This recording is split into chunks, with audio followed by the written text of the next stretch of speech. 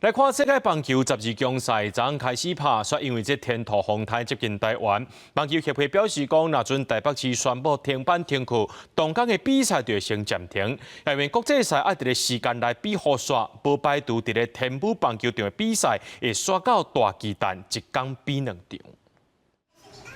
为提顶降落来水池，外头后壁拢淡了了，有民众反映13。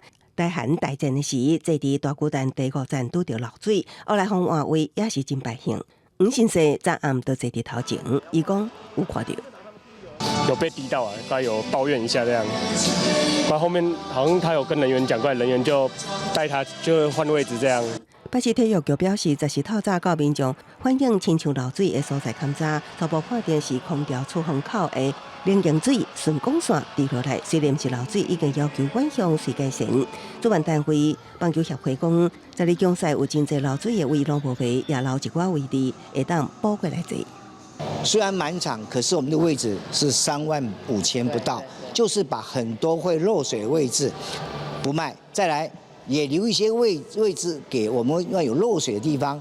天土风台挖进台湾本岛，棒球讲，那北市宣布停办停课，会随暂停迄日的比赛，甲 WBSC 讨论后手新来比赛的日期、时间甲地点。那一般落雨影响赛程，无排除天母棒球场的比赛刷到大巨蛋。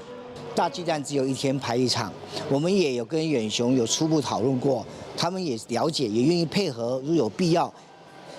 大巨蛋1天排2场，甚至可以多到3场，他们都可以讨论。